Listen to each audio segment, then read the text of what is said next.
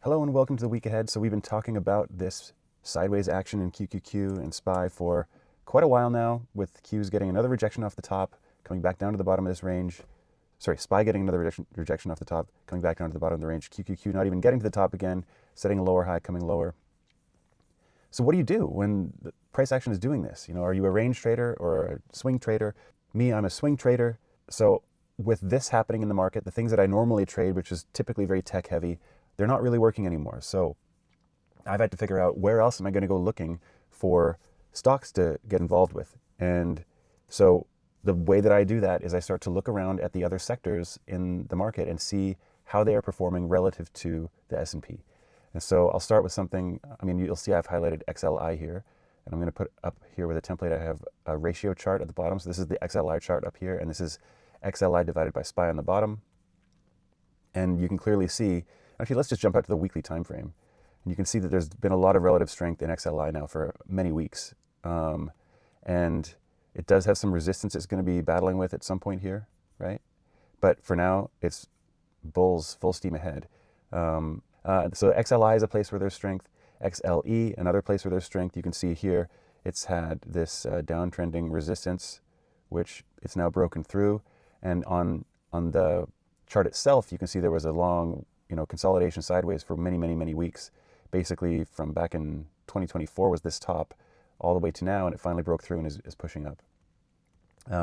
XLB, home builders, same thing, a downtrending resistance that is broken on this weekly chart and is trying to break higher. Obviously, it's got some resistance it's contending with here, but it looks like it's pushing through. And so, I look at all of this, and I'm aware that these things that are currently running, they have limits. They're going to reach peaks as well, and they can't just keep going forever, and we'll need to do some kind of consolidation. But in the meantime, that's where the strength is. And you can look at other parts of the market not performing as well. Here, XLV, which actually, isn't terrible, has still got the downtrending resistance here. XLF, really poor performance compared to S&P. As you can see, it's just down, down, down here on the ratio chart. XLY, same thing down. XLRE, same thing down.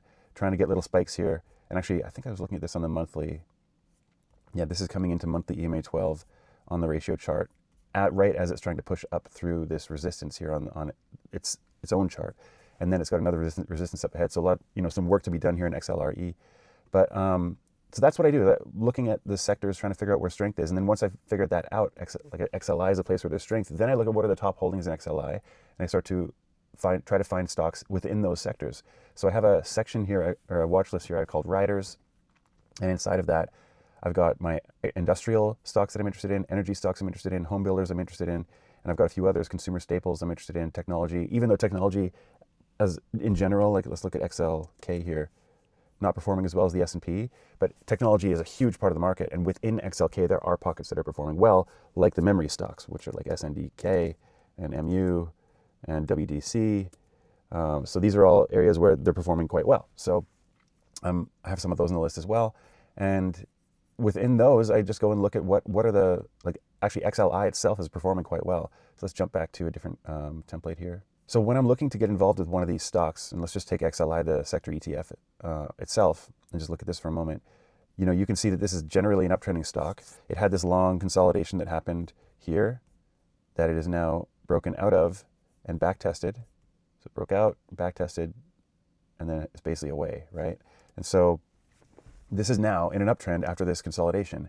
And you're going to find when you look at a lot of these names that I'm about to show you, they have a similar look and feel to this, where they had some amount of consolidation and now they're moving up out of that range. And so this is basically the next leg up after this leg up back here. And so how do you get involved in these?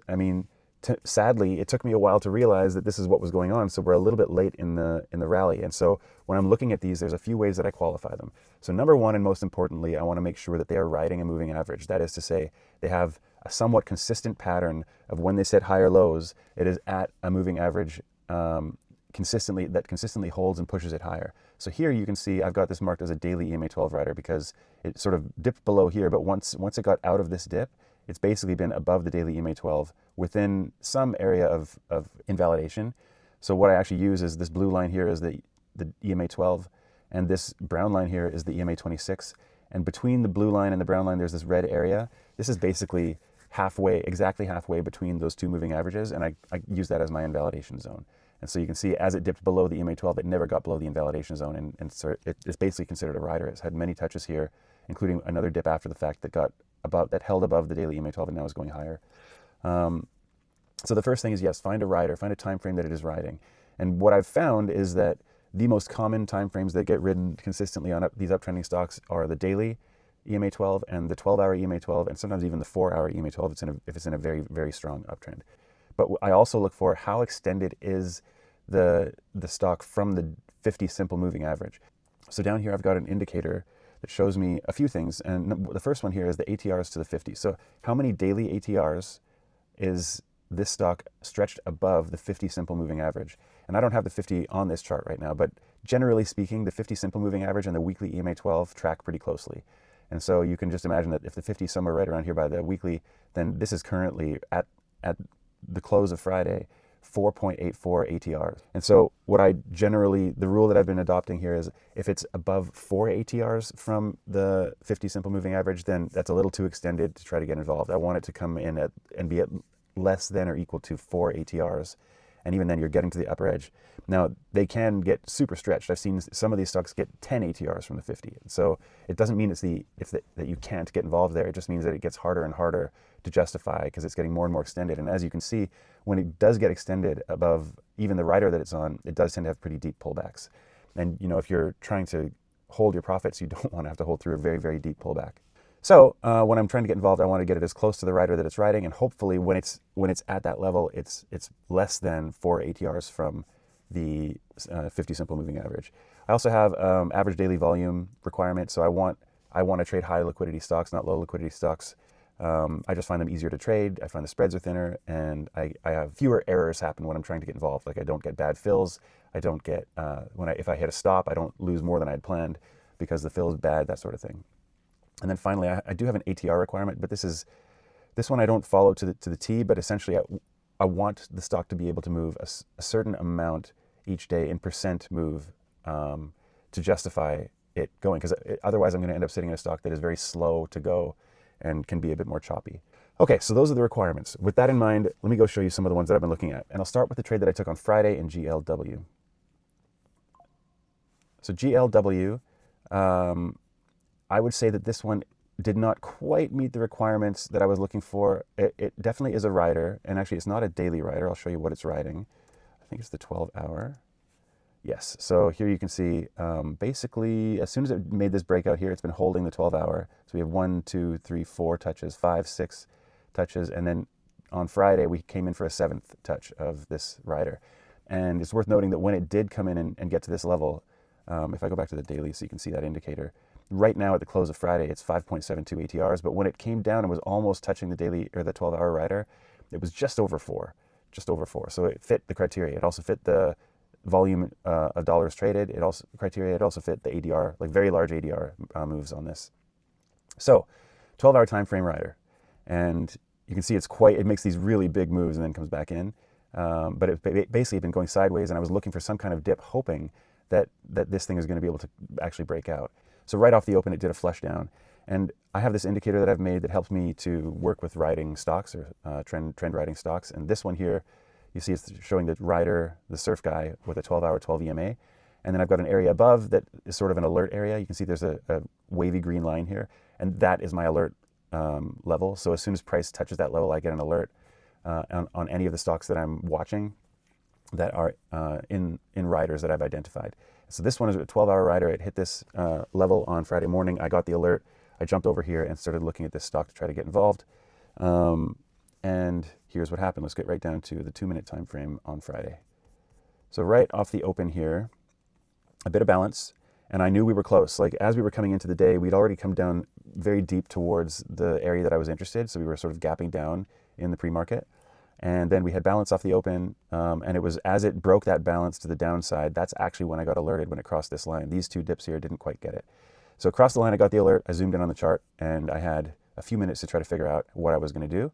After the balance broke, we had this stair step down. So there was 1, 2, 3, 4 stair steps down on the 2-minute time frame here. And you can see this candle here was showing me that this could be the turn that was happening. And so I knew that I wanted to get long if the high of that candle broke. Now this to me is a very high risk trade, because at this point, yes, I am in the zone where I'm interested. We have crossed the daily or the 12-hour EMA 12, which I know is the rider I'm interested in. But as you saw from the 12-hour chart, if I zoom back out again for a second, when you're riding a 12-hour time frame, it can wildly vary where you're going to get involved. And I'm not a person who would be just looking at this chart and see that it's in the zone and buy with a stop down here. I'm too technical of a trader. That's not how I trade. I need to find something on the lower time frame that allows me to have a reasonable risk so that I know where I'm wrong and it's going to go lower from that point or not. And so for me personally, back down to the 2-minute time frame, I'm looking for some pattern that I can play. Now this was very high risk because this wasn't that many stair steps down. In my mind, it wasn't a super high confidence area to get long because it could just set, like this could be the beginning of breaking this trend completely. And this 2-minute EMA 12 could end up being resistance, and this could just go down and down and down the whole day. Like this could just continue, the stock could do something like this, where the 2-minute EMA 12 just continues down like this. And this rejects, and then breaks lower, reject, break lower. Like that sort of thing could happen. So when I get long here, I'm aware this is a very high risk trade that I'm taking. It's proven nothing to me, not even a high or low on the small time frame. If anything, it had balance, it broke out of it. So this is not a confident place to get long. However, I saw the stair step break and I thought I'm far enough away from this 2-minute EMA 12, and based on the size of this little candle, what I was thinking was this. Here's the low, there's the high of that candle. And if I hide this for a second. So what this GANBox tool does is it shows me for this risk unit that I've measured here on this candle, from the red line to the blue line, one equal risk unit is the yellow line, another equal risk unit would get you to the green line, and another equal risk unit would get you to this yellow line up here. So if price manages to get, if I get in right here and then price manages to get to the yellow line, I've basically have a 1-to-1 trade. And if I sell half of my shares at that yellow line, then I cover my risk if I end up stopping out on the lows. So when I entered here, I knew that it was more than one risk unit to get back to this 2-minute EMA 12, and I felt fairly confident that the stock was going to be able to get to that 2-minute EMA 12, which was coming down, and that would put price above my 1-to-1 risk. So when I entered here, I knew that once it got to that level, I could sell half and I would be risk-free. So that's what I did. I bought here, price got there, I sold half. If I'm wrong and this thing just keeps going down, I'm risk-free on this trade and I don't need to worry about it. I'm not going to lose money. So that was my high-risk entry. And because it was high risk, I used a bit smaller size. What, in hindsight, I look at this trade and I'm like, the smarter thing to do would be to wait to see what happens, right? Wait for it to test that 2-minute EMA 12, then come back down. And what ended up ultimately happening is it set a 2-minute higher low right here. So once I see this 2-minute higher low is set, same thing would go through my head. Okay, well, my risk at this point isn't as good because from here to that high, now the 2-minute EMA 12 is lower. It has to get above the 2-minute EMA 12 to get risk-free. However, now I have the confidence of a higher low. And I know that one of two things is going to happen. Either this higher low is going to hold and I'm going to push straight up back higher and just start trending up again, and this was just a dip and I'm going to win. Or what ended up happening, which is we have a low, a lower high, now we have a higher low, then we got a lower high again, then a higher low again, and then we finally broke that. So when this candle broke and I was getting long here, I would have to know that I'm probably not going to be able to get risk-free, probably, because we could get this tightening range. And that could be ultimately a bear flag, right? And so I'm aware that this has inherently the possibility of becoming a bear flag and breaking down lower. Just so happened that it didn't work that way. I could have easily entered here and just held for the lows of day, because now I have the confidence of a higher low. At some point, could have gotten risk-free if I wanted, but I'm actually practicing not getting risk-free and just letting these trades work. So this, to me, was a safer bet, but not what I did. I got slightly less risk there, and I was risk-free on this trade, and then it worked into the end of the day. So is this going to work as a swing trade? Am I going to be able to hold this for higher? I don't know. That's not what I'm doing here. I'm not like guaranteeing that these riders are always going to work. For all I know, it's going to reject tomorrow or on Monday. Not Monday, because Monday's a holiday. But it's going to reject on Tuesday, and I'm going to wake up and it's going to be going down again. I don't know. But what I do know is that technically I've got the wind at my back, because XLI has relative strength to SPY. GLW is a beautiful rider that gave me a nice dip to an area that looks wonderful. There was a really good bounce out of that area. It could still completely reject and come in and stop me out, and this trend might be over. But I have a lot of things going for me here on this trade. And so that's what I'm looking for. That's in this market where things are going so crazy in SPY and QQQ. This is exactly the kind of thing that I'm looking for. And there's a lot more minutia that I could talk about. I could go into great detail about how these riders work. For example, one that I've been trading and I think is just remarkable to look at is SNDK. So you can see here I've got it marked as a daily rider, but there was a long period where here you can see it was riding the 12-hour EMA 12, right? And so it was doing that for a while. So these trend riders can graduate from a longer term trend. In this case, it's probably even a weekly rider. If I look, yeah, you can see here this weekly EMA 12, it was riding that here. So technically SNDK is a weekly rider, a daily rider, and for a period of time here, from back on in the beginning of January through to beginning of February, it was a 12-hour EMA 12 rider. So they can graduate, and if that happens, if they graduate from a daily to a 12-hour, then you've got to zoom in and be like, okay, this thing has changed. Now I need to switch this over to the 12-hour and get involved on the 12-hour time frame. And in some cases, you'll see they'll even switch from a 12-hour to a 4-hour rider, and that might go on for days and days and days. And so what I've found in trying to do this is that it requires a lot of patience and a lot of also being aware that riders can graduate and trend for a lot longer on these faster moving averages than you might anticipate, especially when they do have the wind at their back, like you've seen here with the memory stocks within tech. I hope that makes sense. I hope this is helpful. It's a crazy market, and a lot of these things that I'm looking at are getting quite extended. But again, you're just looking for, are they too extended, and you need some way of measuring that, like I have with the ATRs from the 50, and understanding what moving average are these things riding and how can I get involved. And I think how you get involved has a lot more to do with your personal trading style. But I think the best bet we have in this market is to find the areas of the market that are actually working and then look for the strong stocks within them. All right, I wish you guys the best of luck. Happy trading. Hey, if you like my indicators on TradingView and you like the content I'm producing here on this channel, please remember to like and subscribe.